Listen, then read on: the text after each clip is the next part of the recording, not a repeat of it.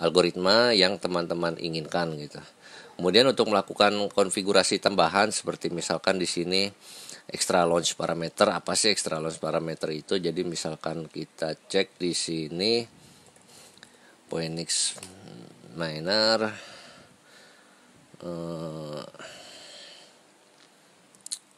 mana ya, Phoenix ya, ke Google aja. Phoenix Miner. Oke, kita lihat di Bitcoin Talk ORG. Nah, di sini extra launch parameter itu seperti ini, sobat. Seperti misalkan kita menetapkan proto atau main coin ini kalau GT ini untuk RX 5700 dengan mode BIOS yang saya lakukan, dia cocoknya ada di GT value 42 atau 49. Dilepas GT value 42 dan 49 itu saya temukan banyak tidak stabilan sistem, terutama dulu ya. Kalau sekarang saya kurang tahu juga, karena sekarang kan saya miningnya langsung rentalin hash power mining rig saya ke NiceHash itu langsung menggunakan software bawaan minernya, tidak melalui GUI-nya NiceHash dulu. Tapi kalau dulu menggunakan GUI-nya NiceHash, GT value 42 dan 49 itu yang membuat kartu saya lebih stabil, terutama di RX 5700-nya. Tidak ada hang selama 2-3 hari, tapi karena mungkin menggunakan GUI-nya NiceHash jadi sering error. Itu asumsi saya dulu. Tapi mungkin saya sedikit berkeyakinan lebih kuat GUI-nya yang menyebabkan error ya, karena sekarang ketika saya sudah lepas dari GUI-nya NiceHash itu nggak ada lagi error. Seperti tadi teman-teman bisa lihat kan, semuanya running lancar selama 7 hari. Sebelumnya juga saya sudah running selama 4 hari, 5 hari, kemudian mati lampu, jadi akhirnya harus turun, dan akhirnya tadi yang direkam itu yang kebetulan dapatnya yang 7 hari. Nah, dari kejadian-kejadian itu akhirnya saya bisa simpulkan, saya pribadi menyimpulkan kalau GUI NiceHash ini yang sebelumnya ya, versi sebelumnya terutama yang 3055 itu tidak stabil bagi sistem yang saya miliki. Nah, saya nggak tahu untuk yang sudah update terbaru ini 3056, tapi saya tetap tidak akan gunakan karena saya takut kalau nanti baru berapa hari itu hang atau crash sistemnya. Jadi lebih baik ini kita matikan saja. Kurang lebih seperti itu panduan sederhana untuk menggunakan NiceHash. Jadi di sini juga sebetulnya cukup banyak juga yang bisa kita setting. Kemudian yang mungkin perlu saya informasikan juga, kalau launch parameter yang ada di sini yang sebetulnya sudah disediakan oleh setiap developer ininya apa namanya, software minernya seperti NB Miner atau T-Rex di sini yang saya buka itu, tidak semuanya akan bisa dipakai pada extra launch parameter yang disediakan oleh NiceHash. Kurang lebih seperti itu, kawan. Oke, ini kita matikan aja. Nah, untuk konfigurasi mining saya di sini untuk kartu RTX 3060 Ti 2 biji, di sini saya menggunakan T-Rex, dan untuk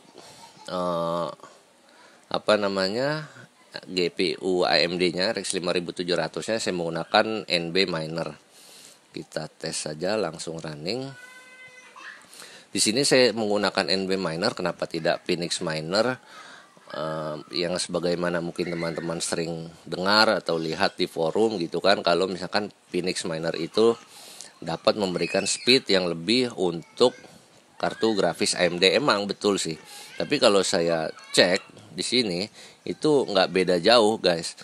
Jadi kalau menggunakan NB Miner di sini nanti speed hash rate saya itu kurang lebih itu 55,2. Nah, kalau Phoenix Miner itu hanya 55,7. Dan itu terkadang 55,7 pun dibayar dengan ketidakstabilan gitu. Terkadang ya, jarang, tapi kembali lagi itu dulu sih ketika saya masih menggunakan GUI NiceHash ya. Saya kurang tahu juga untuk sekarang dimana kalau saya menggunakan langsung secara Phoenix Miner. Tapi di sini akhirnya saya memutuskan pakai NB Miner karena juga hash rate-nya tidak beda jauh, dan menurut pengalaman saya dulu-dulu itu NB Miner itu bukan sedikit ya, lebih stabil daripada Phoenix Miner untuk versi yang dulu. Kalau yang sekarang saya kurang tahu karena saya belum nyoba juga. Nah, teman-teman juga di sini harus selalu perhatikan di halamannya untuk rajin melakukan update ya. Tapi sebelum update juga teman-teman lihat dulu, kayak kemarin ini barusan versi 351 rupanya di bawahnya ketika saya mau update kok cari versi Windowsnya kemana, nggak ada gitu kan. Taunya di sini ada note Windows version is revoked due to some issues. Nah akhirnya nggak lama berselang berapa hari, sehari ya ini langsung dirilis versi 352-nya. Begitupun dengan versi T-Rex, software miner T-Rex yang dikhususkan untuk Nvidia, dan memang sudah banyak juga orang yang berkesimpulan dan berargumen kalau T-Rex itu paling bagus untuk Nvidia. Tapi tetap ya teman-teman bisa cek tersendiri, terutama untuk algoritma-algoritma yang dipilih, karena nggak semua software itu akan optimal untuk algoritma yang dipilih. Dalam artian ketika NB miner mungkin lebih stabil di algoritma selain ETH gitu ya, berarti kan nggak nambang Ethereum ya. Nah ini kita running saja T-Rex-nya. Untuk konfigurasi parameter-parameter yang dimiliki setiap miner itu kan memang berbeda-beda. Jadi teman-teman bisa cek di masing-masing provider softwarenya ini konfigurasinya seperti apa, untuk apa, kayak gitu kan. Bisa kita lihat misalkan T-Rex miner. Oh my.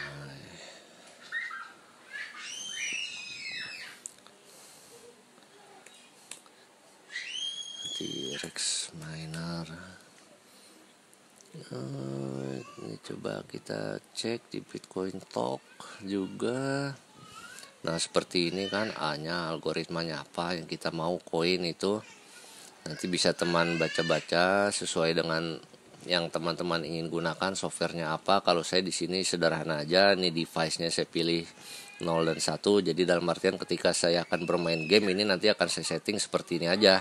Hanya saya gunakan GPU yang karena GPU 0-nya yang nempel di PCIe utamanya pada motherboard itu akan saya gunakan untuk bermain game, maka yang untuk saya pergunakan untuk mining itu di kartu selahnya, yaitu yang berada di PCIe nomor 2 ataupun yang mana.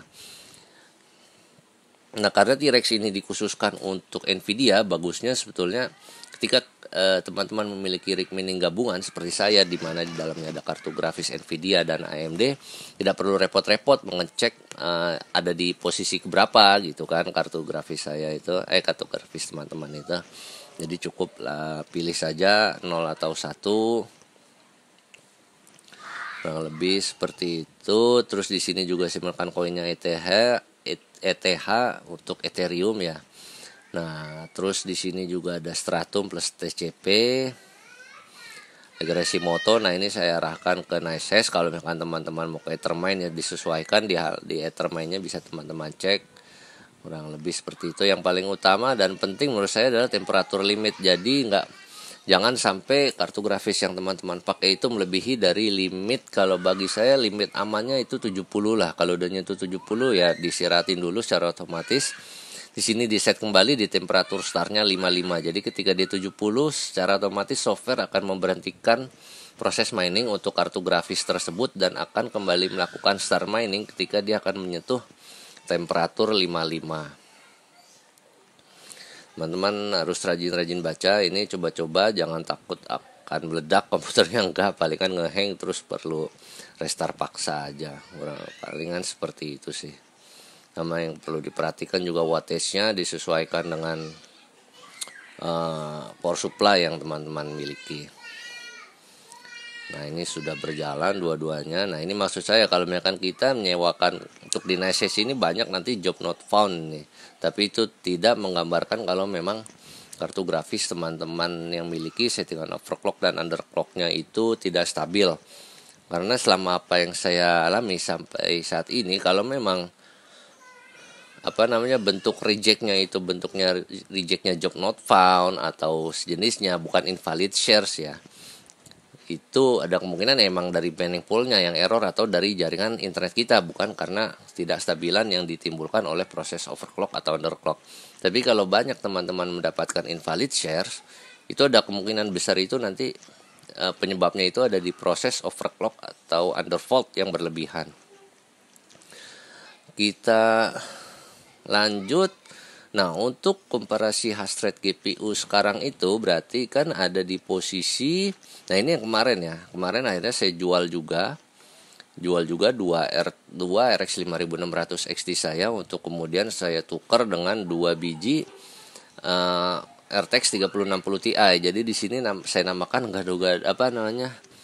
Rig mining saya rig mining gado-gado versi 2. Untuk versi 2 ini hash rate-nya sedikit lebih kecil dibanding kemarin yang hanya ada di kisaran 248, tapi wattage usage-nya 650. Untuk kali saat ini cukup di 228, turun sekitar 20 MHz. Tapi penggunaan watt usage-nya juga turun cukup jauh. Jadi lebih aman untuk listrik rumah saya yang hanya 900 watt, dan efisiensinya pun saya dapatkan lebih besar dari kemarin 0,38, sekarang 0,40. Tapi sekali lagi ya guys ya, 0,40 ini tidak mencerminkan pendapatan yang akan lebih besar juga, karena kemarin kan teman-teman sudah lihat di video saya sebelumnya itu kalau RX 580 sebanyak 15 biji dengan hash rate 450 dan wattage-nya kurang lebih 1700, itu akan menghasilkan pendapatan yang lebih besar ya, dengan efisiensi yang lebih kecil. Seperti itu. Jadi semuanya harus dicocokkan dengan kemampuan yang teman-teman miliki, nggak usah dipaksa, enjoy aja, karena mining ini juga kan nilainya fluktuatif. Jadi tidak usah terlalu nafsu, enjoy aja, masih banyak bisnis di luaran lain yang dapat menghasilkan profit lebih besar. Semuanya adalah kembali bagaimana teman-teman menjalani bisnis itu, bagaimana semangat teman-teman dalam menjalani bisnis itu, bagaimana teman-teman bisa melihat peluang di bisnis itu, kapan teman-teman harus keluar. Kalau memang sudah waktunya keluar, nggak usah dipaksa untuk terus melakukan, karena akan dapat menyebabkan loss yang lebih tinggi. Kemudian alasan saya selanjutnya, kenapa saya memilih dari NB miner dan T-Rex miner itu, selain karena memang dari speed dan stabilitas yang udah saya alami, adalah manual kontrol melalui GUI dari API server yang di-provide oleh masing-masing software minernya itu guys. Jadi ini adalah tampilan GUI dari NB miner, ini terkoneksi ke jaringan LAN lokal saya. Karena saya kan pakai Windows ya guys ya. Kalau saya mau ngecek itu mining rig-nya, harus selalu membuka TeamViewer, itu kan kadang-kadang agak repot ya. Padahal saya hanya seolah-olah mungkin hanya ingin mengetahui apakah software berjalan dengan baik atau tidak. Kurang lebih seperti itulah. Saya tidak terlalu ingin mengetahui banyak apa yang terjadi di Windows-nya. Bagi saya cukup untuk melihat apa yang terjadi di software minernya. Seperti ini kan teman-teman bisa lihat. Kalau saya sedang berada di lokal ini bisa saya buka. Tapi ini tidak masalah juga kalau teman-teman membuka internet, hanya memang butuh beberapa settingan khusus yang nanti kedepannya insya Allah akan saya buatkan tutorialnya, bagaimana secara istilahnya sekarang mungkin bukannya IoT ya, IoT kita controlling rig mini kita dari internet gitu. Nah, untuk NB miner ini tampilannya seperti ini, cukup oke juga lah, walaupun cukup detail juga kan diinformasikan oleh API dari NB minernya. Ini ada GPU-nya apa, running berapa, dan hash rate-nya dapat 55,1, temperaturnya berapa, fan-nya berapa, semuanya sudah terrecord di sini. Kemudian untuk T-Rex minernya juga ada di port 4067. Nah, di sini keunggulannya dari T-Rex miner bagi saya itu ada proses shutdown minernya guys. Jadi ini kalau shutdown minernya ini saya switch on, nanti miner yang ada di komputer saya itu akan mati gitu loh. Dan untuk NB miner ini belum ada, emang sangat disayangkan, padahal menurut saya itu tidak terlalu sulit untuk dibuat ya fungsinya. Sayangnya tidak di open sih source-nya ini.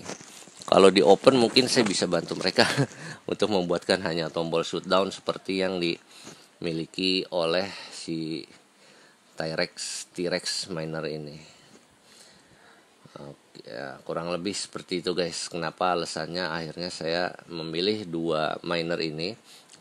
Phoenix miner juga sebetulnya ada tampilan seperti ini, tapi tidak seinteraktif. Nah, ini kalau NB miner kita bisa nge-save tambahan di sininya parameter-parameter yang dieksekusi oleh si software minernya itu. Di sini kita bisa load, bisa save. Nah, kalau di NB miner ini sepertinya belum ada. Saya juga belum mencoba lebih lanjutnya, tapi sesingkatnya mungkin seperti ini guys. Kenapa alasannya akhirnya saya memilih NB miner dan T-Rex miner. Selain karena kestabilannya juga dari sisi seperti ininya bisa sangat dimanfaatkan.